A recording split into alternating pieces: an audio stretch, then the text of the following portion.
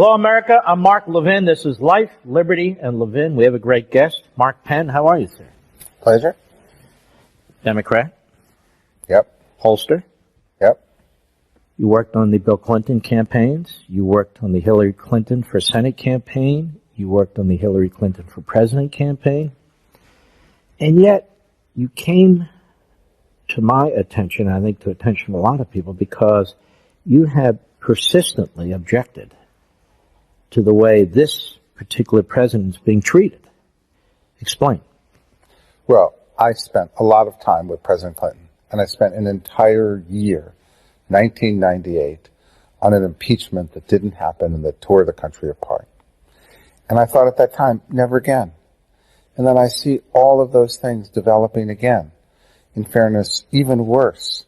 Investigations of the president, of the campaign, of the administration, of the president's family, done with methods that were really meant to investigate people, not crimes, and things that seemed to me to go way over the bounds of the Constitution. And I decided to speak out. I said one day, I'm actually at my kid's basketball game, and I said, should I do this piece? Is anybody going to read it? And millions of people read this piece. So I said, you know what? If I can be a voice to stop this kind of thing, this kind of abuse, which we've got to remove from the presidency, no one can be an effective president or as effective as they could be if they're under constant threats and investigations. What kind of response have you gotten in the Democratic world? Well, I get a lot of people who respond to me that they admire what I'm doing, they appreciate it, they know that it's about the country, it's not about the party, and I tell them it's not about a party. I worked for party for 40 years. I worked in presidential campaigns, Senate races, mayoral races, back to Ed Koch.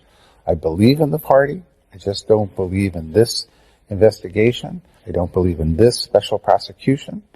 And I said so. And sure, a lot of people can get angry at me about that, but I also got some really heartfelt letters from people who had been persecuted by other prosecutors.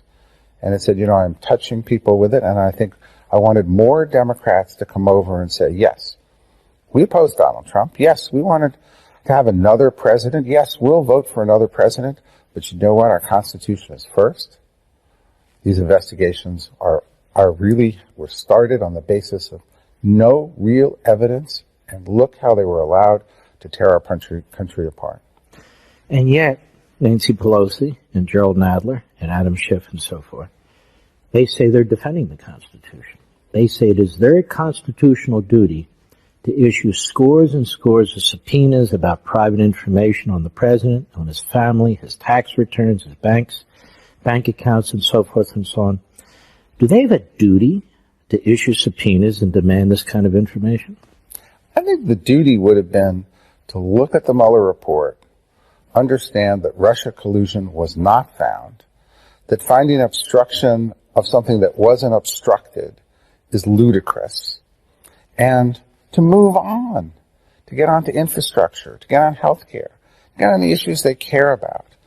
And I think that they were caught between the politics of the Democratic Party that they helped create, moving voters in a frenzy along with certain members of the press as though the Russia collusion was real, when it was ludicrous from day one.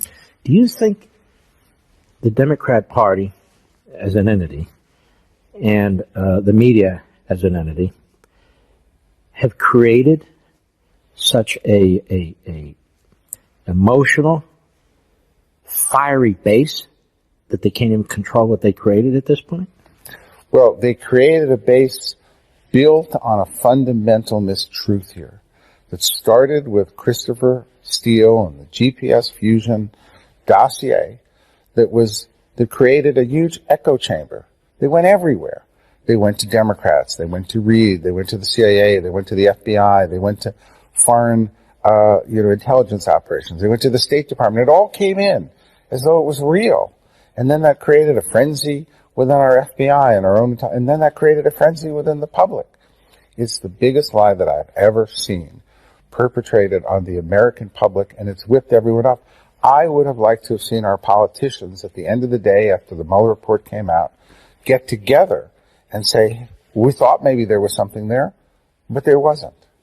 And they didn't. Why is there not, to my knowledge, a single Democrat in the House or Senate who sounds like you? Do you know of any? Well, it's a shame because I also worked as a political consultant for 40 years and they would soar in the ratings. America wants somebody to bring it together.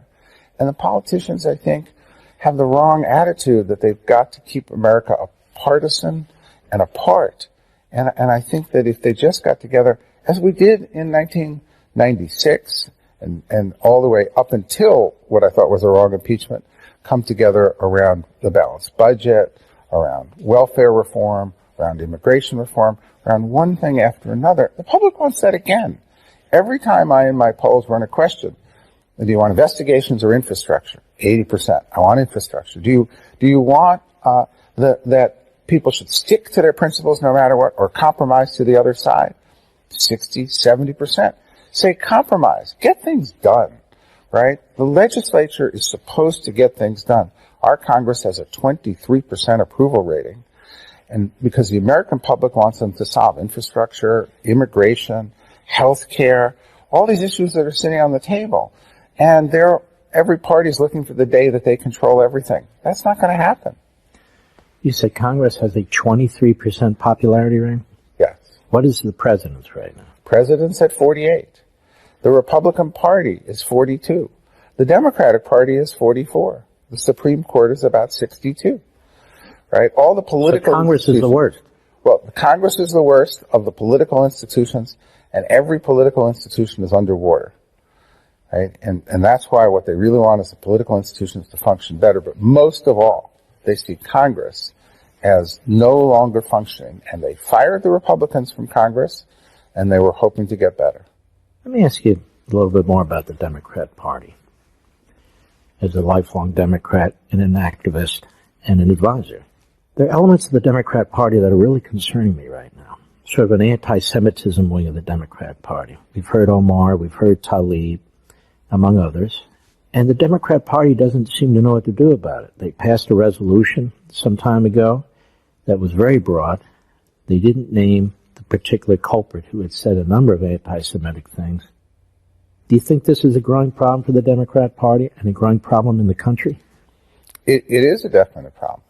I'd like to see the party more in the center because its voters are more in the center.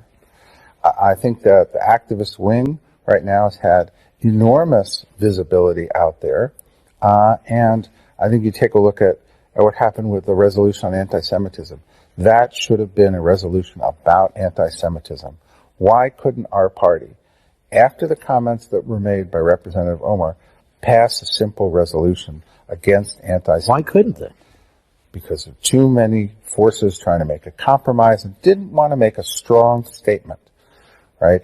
Very easy to call everybody else anti-Semitic, but how about getting behind a resolution that condemns anti-Semitism by itself clearly and without condemning every kind of bias? I think that was wrong. Do you think? See, my concern is this is a growing problem, and that if it's tolerated or if it's sort of smothered in general statements, it's going to get worse. And I'm quite concerned that the House of Representatives didn't handle this properly. And I also think the media is partly responsible for this. They have a high tolerance for it as well. And in fact, they keep promoting these people. We wouldn't know about Omar if the media weren't promoting her. We wouldn't know about Tlaib if the media weren't promoting her. We wouldn't know about AOC if the media weren't promoting her. Why are they promoting them?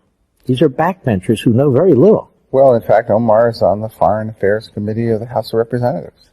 And I think the Speaker had an option whether or not to take her off that committee, whether to assign her that committee in the first place. And I think she made a statement that she's one of the emerging leaders. I think in the long run it won't happen. You know, the Democratic Party writes itself. The Republican Party has had a lot of breakouts of extreme wings too, and it typically has also, most of the time, righted itself. Most of all, politics writes itself. We have an American public that's in the center with growing extremes in politics, and that's what's holding our country up from progress. Democratic Party, I think, will fix itself over time. You know, one of my concerns, what's going on now in the House of Representatives, is you have at least 6 committees that are spending tax dollars on opposition research against the President of the United States. That's the bottom line. They want all of his financial information. You couldn't get this if you were in the private sector, right? So you use tax dollars, you use the form of the House of Representatives, you get the information. You basically keep pounding away, really with no end in sight except the election, to try and drag down the president's ratings. And the press keeps pushing it. Is this what's turning off the American people? Well, I think that there's now investigation fatigue. I think, it's interesting. American people, yes, and we want to investigate our politicians. They don't like politicians all that much, Republicans and Democrats. They're willing to investigate them. They're actually showing fatigue for the first time in the polls. We're picking up, well, if you go too far in investigations, we're gonna be less likely to vote for you. And I think they understand that 2 years of an all-out independent counsel investigation is enough.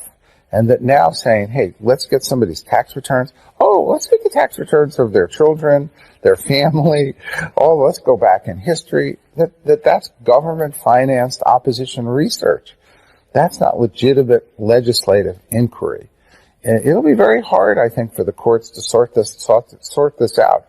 But let me tell you, if courts were willing to use some statement that Donald Trump made on the campaign trail, they have hundreds and hundreds of statements that these congressmen, and particularly Nadler and Schiff, have made that really indict the purpose of these investigations as nothing more but going after people who are associated with Trump just because they're working for the president, and going after Trump and his entire family in ways that are unprecedented, in ways that we would normally have impeached people for.